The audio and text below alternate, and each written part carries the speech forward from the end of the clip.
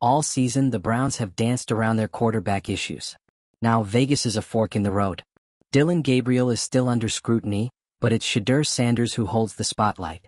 After a chaotic debut, the rookie is getting his chance with reps, rhythm, and responsibility. That shift alone marks a turning point, not just for Sanders but for how Cleveland defines its priorities. If you're into the real story and all the messy twists they don't show on highlight reels, go ahead and subscribe. And if you're sticking around to see how this Browns QB chaos plays out, you should definitely be subscribed. Is this still Gabriel's team? Or is it Sanders' moment to take control, reshape the offense, and break a decades-long pattern of dysfunction? What happens in Vegas won't stay there. It could reshape the Browns' entire season. If Sanders performs like he's capable, with real preparation behind him, the team may have no choice but to hand over the reins. This is more than just a quarterback controversy. It's a referendum on development, leadership, and whether the Browns are finally ready to stop sabotaging their own future. The Cleveland Browns are deep in it. The quarterback drama that's unfolding isn't just a mid-season adjustment, it's a full-blown organizational reckoning. Shedeur Sanders, a fifth-round rookie who was barely an afterthought a few weeks ago, is now the central figure in a storyline that could reshape Cleveland's future. And Kevin Stefanski? He's right in the blast radius. Everything started boiling over the second Dillon Gabriel went into concussion protocol. With no choice but to reach for the next man up, Stefanski turned to Sanders, a quarterback who hadn't been given meaningful reps, hadn't practiced with the starters, and hadn't been developed with anything close to the structure a young quarterback needs. He was underprepared by the staff, overlooked by the front office, and yet, when the moment arrived, he delivered more than anyone had any right to expect. That's what makes this such a brutal indictment of the Browns' process. Shedeur wasn't just raw, he was tossed into the deep end with zero flotation. No chemistry with his receivers, no rhythm in the offense, and no time to settle in. The result was exactly what you'd expect from a rookie thrown into chaos. Uneven play, some off-target throws, timing issues, missed reads. But even through the mess there were flashes. NFL-level throws. Pocket composure. Resilience. Leadership. And that's what's forcing Cleveland into a conversation they were clearly not prepared to have. Because what Sanders showed in that short debut wasn't polish, it was potential. It was command. And it was a sharp contrast to what we've seen from Dillon Gabriel all season long. Gabriel's had every advantage. He was drafted higher. He got the reps, he got the support. He got the structured development plan. But when it came time to lead this offense, the results were inconsistent at best. And now, that gap in support is exactly what's under the microscope. Because what Shedeur did with none of those advantages has opened eyes. And not just among fans. The locker room noticed. Myles Garrett, the franchise's most vocal and respected leader, praised Sanders' composure and work ethic after the Ravens game. That matters. Veteran players backing a rookie doesn't happen on a whim, it's earned. And in a city where quarterback respect is usually tied to stats, draft status, or contract size, Sanders is changing the equation based solely on how he handled the moment. Which brings us to Vegas. The Browns are heading into what might be the most consequential game of their season. Not because of playoff implications but because of the organizational fork in the road waiting on the other side. This is Shedeur's first start with a full week of preparation. Real practice with the first-team offense. Actual chemistry building with his receivers. A game plan tailored for his skill set. This is what should have been happening months ago. And now, if he performs well, if he leads this offense with poise, moves the ball, and keeps them competitive, or better yet, wins, then Cleveland has a choice to make. They either embrace what's been unfolding right in front of them, or they double down on the same draft status politics and coaching bias that's held them back for years. Because here's the hard truth. If Shedeur Sanders plays well in Vegas and still loses the starting job to Gabriel once he's cleared, it will confirm everything critics have said about Cleveland's inability to evaluate, develop, and empower quarterbacks. It will show that this staff isn't interested in merit, they're interested in being right. And if that happens, it'll go deeper than just the quarterback room. That's the kind of decision that fractures a locker room. That alienates veterans. That turns quiet frustration into open skepticism. Because if a guy like Sanders can show up, perform under pressure, lead the team, and still get sidelined? What's the message? That your draft position matters more than your production. That being in the coach's plans trumps actually playing well. It's not just a competitive issue, it's a cultural one. And that's the problem Kevin Stefanski is now facing. He didn't just mishandle quarterback development, he potentially misread the entire locker room. He underestimated what it means when a rookie wins over the vets. When the defense starts rallying behind a guy. When leadership isn't being assigned, it's being earned. And if he doesn't act accordingly after Vegas, he's going to lose more than a game. He's going to lose control. Because Shedeur Sanders has done what very few rookie quarterbacks manage to do in Cleveland. He's shifted the narrative. And he's done it not with flash, but with fundamentals. By acknowledging mistakes, taking accountability, staying poised, and showing the kind of leadership that teams spend years trying to find. And what's worse for the Browns? This shift in narrative didn't come from some breakout performance with 3 touchdowns and a game-winning drive. It came from a raw, underdeveloped, and unsupported rookie walking into a mess and handling it better than expected. That's what's shaking the foundation.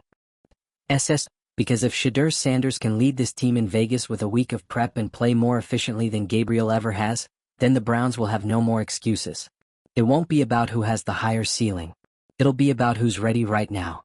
Who can lead this offense. Who the locker room trusts. And that's not a small decision. That's a foundational one. Do they continue down the path they've mapped out? One that centers around a struggling quarterback who's already burned his grace period? Or do they pivot? Do they make the hard call? Do they finally reward what's actually happening on the field? Or do they protect their plan, protect their pride, and bench the guy the team is rallying behind? It's not just Shedeur's future that's hanging in the balance. It's Stefanski's too. Because if he gets this wrong, it's going to define his tenure in Cleveland. Not the record. Not the stats. This moment.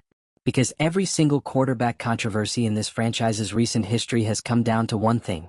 What the team should have done versus what they actually did. This time there's no mystery. If Sanders plays well, he stays in. Anything else would be indefensible. So now all eyes are on Vegas, not just for the scoreboard but for the decision that follows. Is this finally where Cleveland gets it right? Let us know what you think. Should Shedeur keep the job if he performs well against the Raiders? Is this finally the quarterback Cleveland has been waiting for, or are they about to let another one slip through the cracks? Drop a comment below, hit like if you're exhausted watching this team trip over its own quarterbacks, and subscribe for more deep dives into the wildest moments in sports, because this drama in Cleveland is just getting started. Here's what makes the Shedeur Sanders situation in Cleveland more than just another quarterback shakeup. It's the perfect storm of timing, exposure, and accountability. You've got a rookie who's been systemically ignored by the coaching staff. You've got a fan base desperate for stability. And you've got a front office that, once again, is staring at the very thing it claims to want: leadership, toughness, and potential. Only this time they didn't plan for it.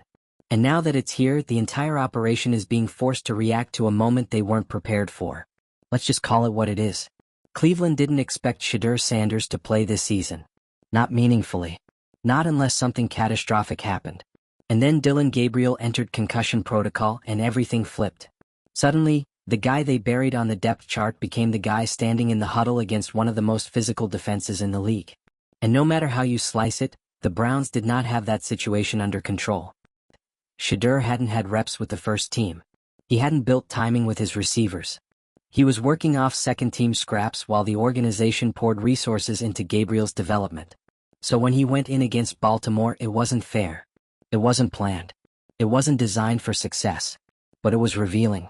Because even in a disjointed performance, Shedeur didn't unravel. He wasn't wide-eyed. He didn't choke under pressure. In fact, he looked like someone who should have been getting those reps all along. And that's where this entire conversation shifts from emergency fill-in to long-term evaluation. Because what he showed, more than stats, more than flash, was presence. Leadership isn't just about leading a comeback drive or calling audibles. It's about body language in tough moments. It's about tone in the huddle. It's about resilience when nothing is going your way.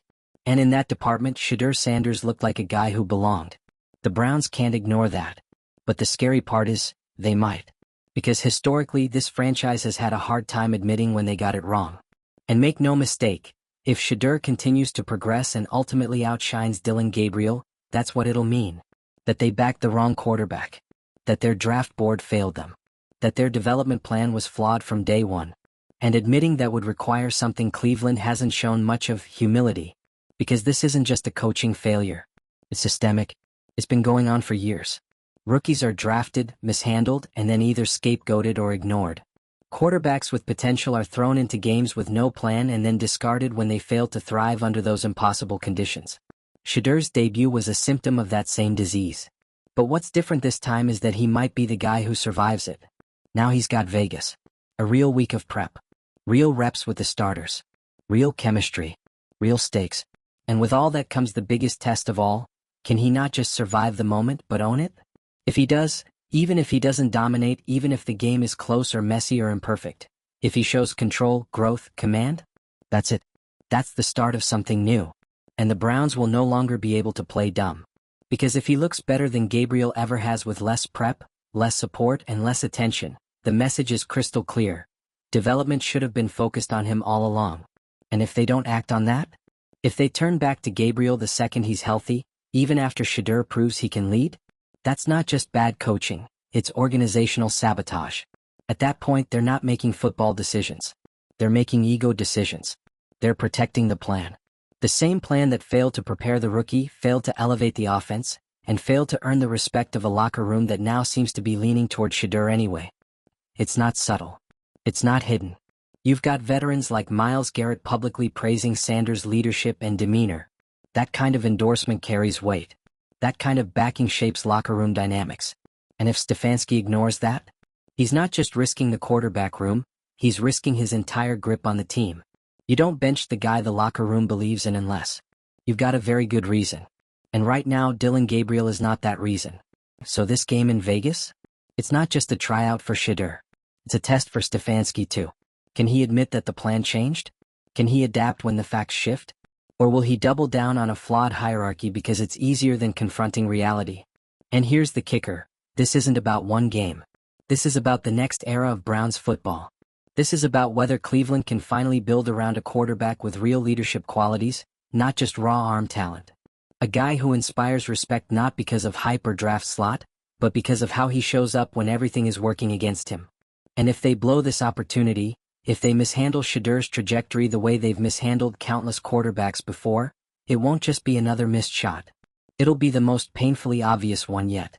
Because Shedeur didn't come out of nowhere. The signs were there. The flashes were real. And now he's being put in a position to prove it. The Browns can't afford to pretend otherwise anymore. Let's be real, this isn't about potential anymore. It's about performance.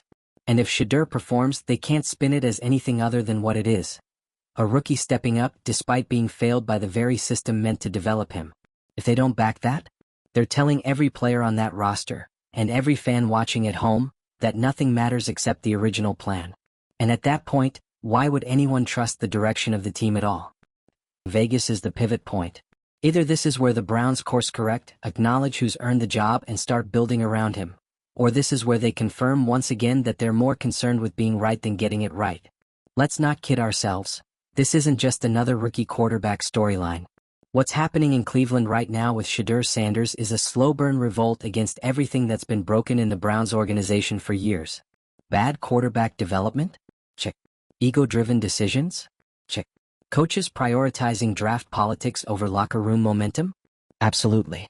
And at the center of it all is Shedeur, a fifth-round pick who wasn't supposed to challenge for anything, but suddenly might end up flipping the entire depth chart upside down. Let's rewind for a second. Dillon Gabriel goes into concussion protocol. Not ideal, but it happens. The logical next step would have been to bring in your backup.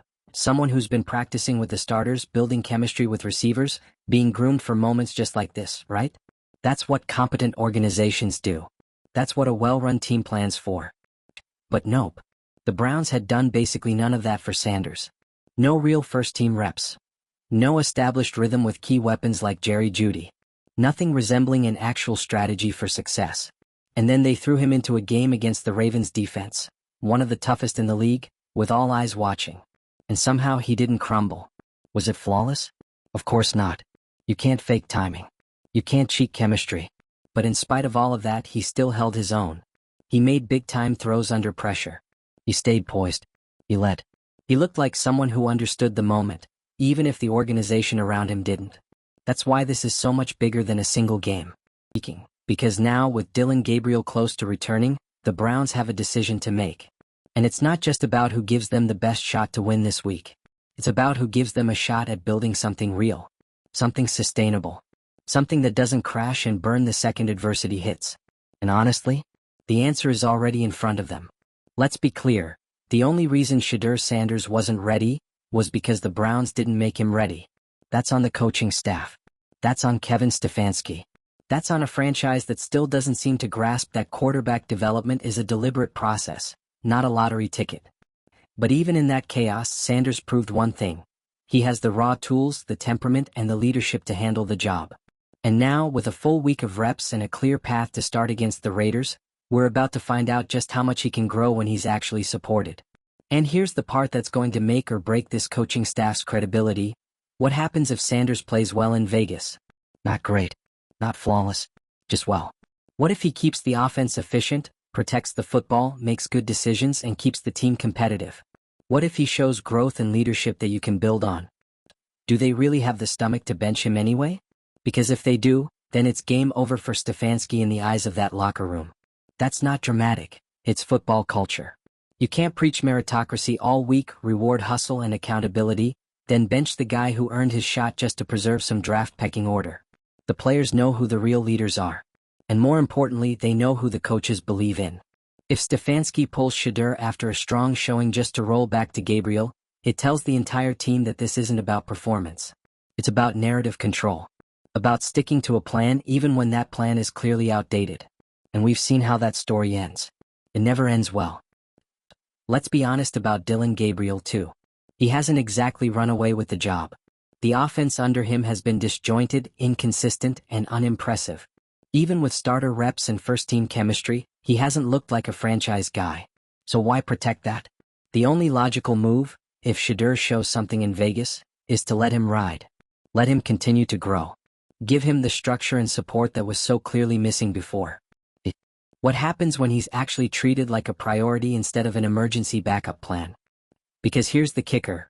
This might be the first quarterback in years who actually has the locker room behind him. And that's not just a vibes thing. That's a functional thing. You need buy-in from your leaders.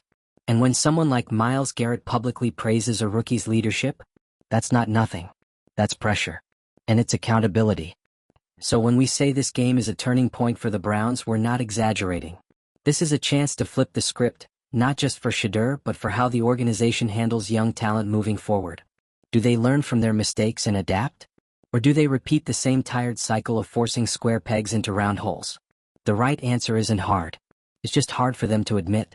They never planned for this. They didn't see Shedeur as a real threat to Gabriel. And now, they're cornered by their own misjudgment. Which means the best thing Stefanski could do, for the locker room, for the fans, for his own job security, is embrace the unexpected. Let the rookie run with it. See where it goes. And stop clinging to plans that clearly aren't working. Because here's what's really at stake. Not just one quarterback battle, but the direction of the entire team.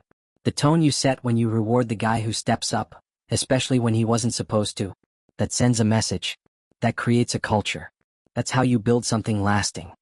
But go the other way? Sit Shedeur despite a strong performance? That sends an even louder message. Merit doesn't matter here. And in a league where confidence and belief are everything, that's how you lose your team. So yeah, this game against the Raiders? It's massive. Not because of playoff odds or win-loss columns, but because it'll show whether Cleveland has finally learned how to read the room and listen to the players actually on the field. Because if Shedeur Sanders walks into Vegas, plays with poise, and gives this team hope, and they still put him back on the bench, that's not a quarterback controversy. That's a coaching failure.